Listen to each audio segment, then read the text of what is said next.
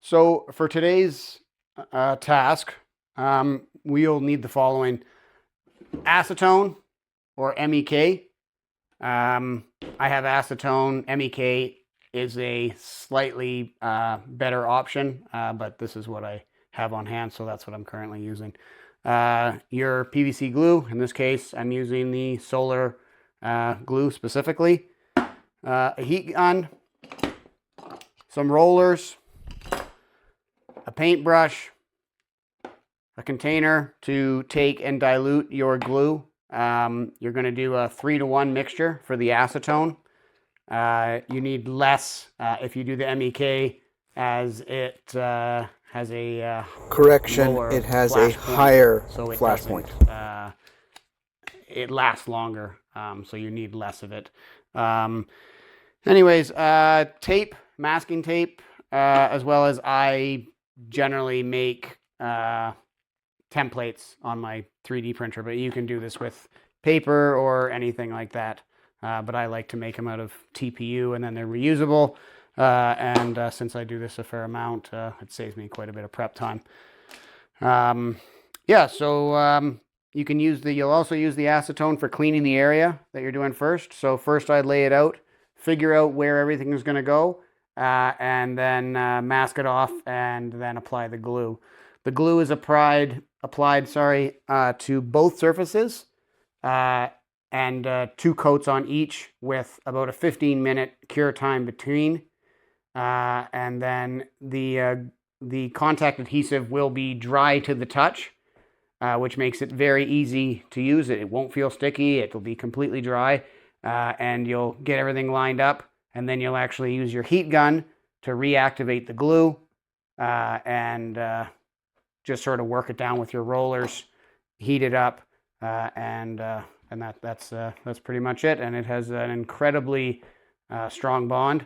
Again, MEK does give you a slightly better bond, but acetone will work perfectly fine for superficial stuff like this. If I was doing a large repair and I really wanted to confirm the best integrity of the patch, I would use MEK. All right, so off camera, I have sort of set this up already.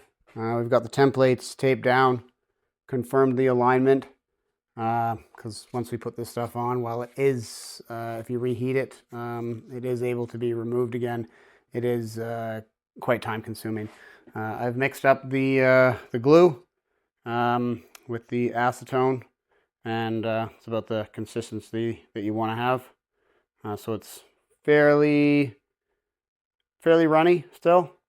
The glue itself is quite thick, so the acetone or MEK does a great job of thinning it down, and also helps to break down the plastic slightly to allow the glue or the contact adhesive to bond the 2 pieces together, almost like a chemical weld.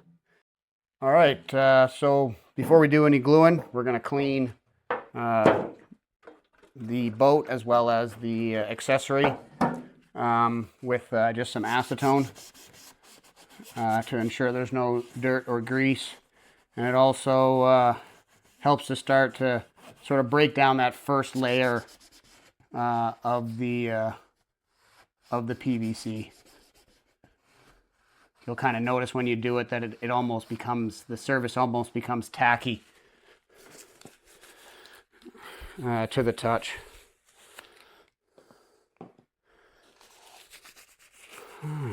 All right, so with that being done, we can now apply our first layer of glue. And you're just going to want to paint it on, making sure to thoroughly cover everything. Try to prevent it from running if possible. So if you're on a vertical surface like I am here, I generally start at the top and work my way down, and let gravity kind of aid in the application. And it goes pretty quickly. Especially, if you're doing larger areas, bigger paintbrushes obviously are going to allow you to get the task done a lot quicker. I like to be fairly generous with the contact adhesive, just, you know, making sure that it's all evenly spread out.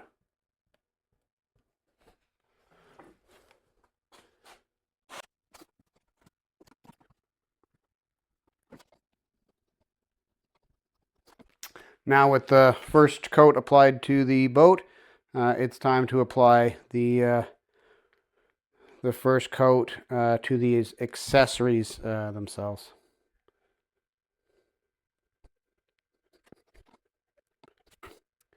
Now the acetone does give off some fairly strong fumes, so a well ventilated area is probably your best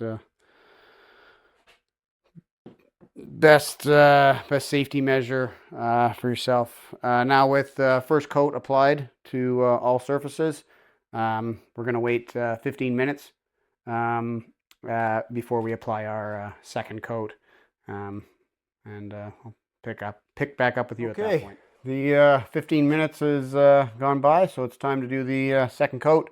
Pretty much just the same as the first coat, yeah. After this coat is applied, we will do the same and set a 15-minute timer, and at that point we can then start applying our attachments. All right, we'll set our 15-minute timer and let all this stuff kind of set up and off gas. It's really important to make sure that you don't rush these steps, as if you don't allow it to off gas, you're going to end up you could potentially trap some of those gases and end up really compromising the integrity of the piece that you've attached. So you can't, within reason, really wait too long. 15 minutes is kind of the minimum. If you're using MEK, it's probably going to be 20 minutes, give or take. It's a little bit longer. And you just want to make sure that it's completely dry to the touch and kind of odorless. It's off, all the gases have off gassed. All right, so here we are. Second coat has been applied. It is all ready now for the application. So we're going to take our heat gun, set it on the lowest temperature setting but high fan setting, and you'll notice, you know, it's completely dry to the touch, not tacky at all. So what I like to do, let the heat gun kind of start heating up a bit, kind of get this sort of lined up on the bottom edge, confirm everything's going to be about where you want it, and what I do is I just put a little bit of heat here in the bottom corner.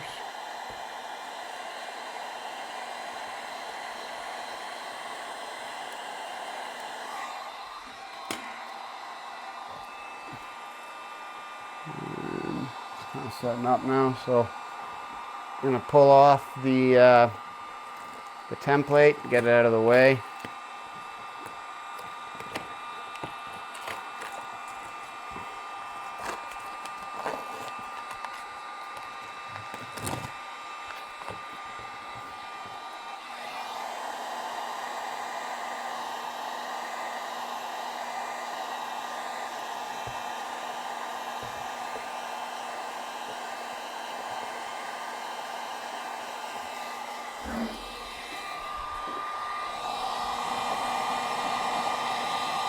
So he's gonna kind of heat it up and roll it, applying even pressure to it as you go. Try to work from one end to the next so you don't create any sort of voids or air gaps underneath it.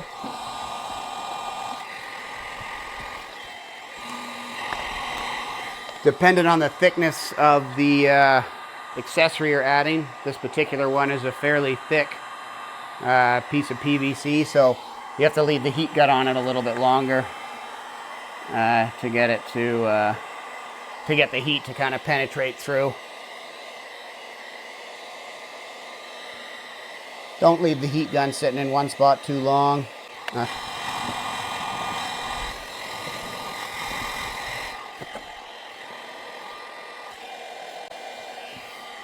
Just trying to get the center portion heated up, as there's quite a bit of material there and no real direct way to get the heat on it. So just working my way around it, applying pressure while I put heat to it.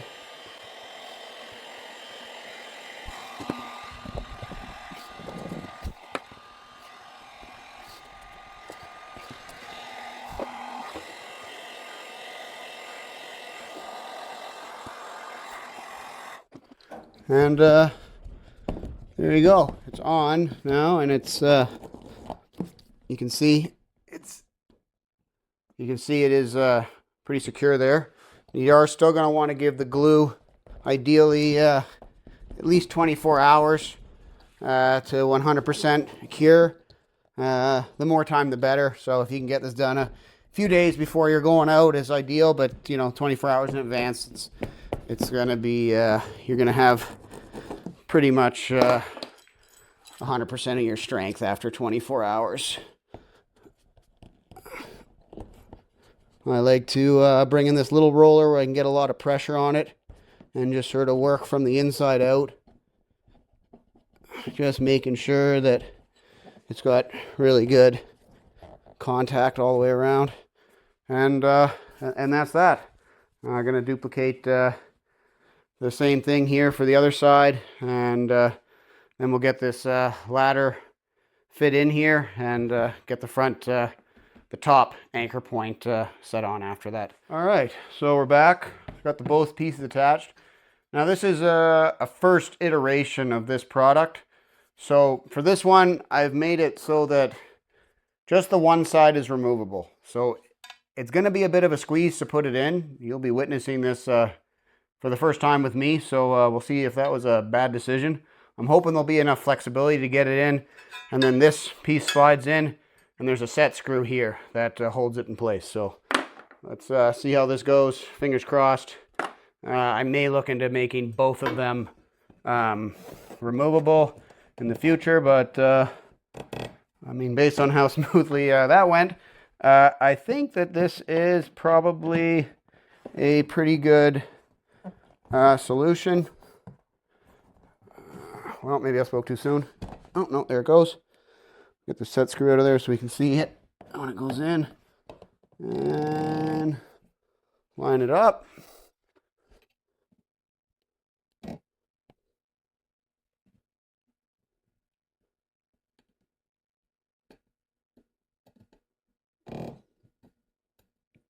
There we go. Set screws in, goes in flush. I will put some Loctite on that later on off camera. I just don't have any handy right here. So anyway, so there's the idea. If the wasn't on the trailer, this could obviously go down and it would act as a step. So now that we have that done, I wanted to do this in 2 steps just to ensure that these were affixed before we moved on to sort of figuring out the placement for the final piece. So I'm going to clip it on and sort of center it on the ladder, and I think that's probably a pretty good place for it. It'll hold it pretty well, but it's naturally wants to kind of come out when I pull on it, but I don't think it'll come out when underway. So that's where we're going to put it. So what I like to do is, if I can find it, I use a pen to mark out where it's going to go. Let me pause the video and I'll get right back to you. All right, so I've got my pen. Get it kind of where I think it looks pretty good. Kind of hold it in place. Put a small mark there. Small mark on the top. One on the side. and one on the other side. Now we're going to get this out of the way. We're going to take our template, line it up with those marks that we just put on, like so.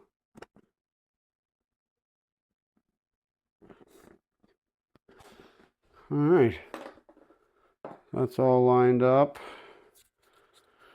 Generally, it's best if you prepare your tape in advance, but do as I say, not as I do.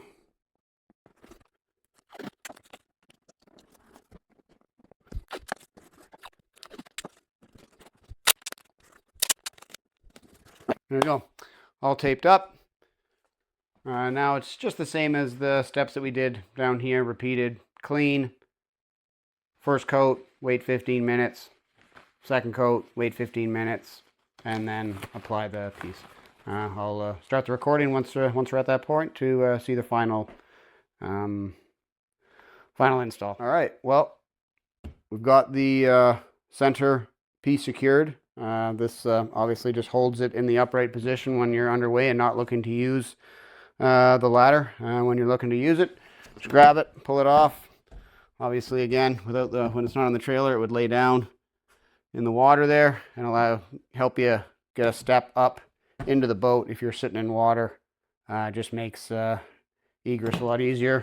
It's a little stiff to put it back in, but it's back in, and now you're back underway. Anyways, I hope you found that helpful.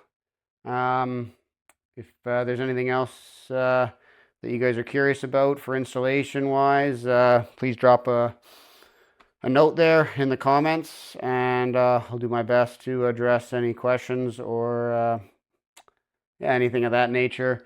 I will be going over how to install the lace setup next once I get around to it.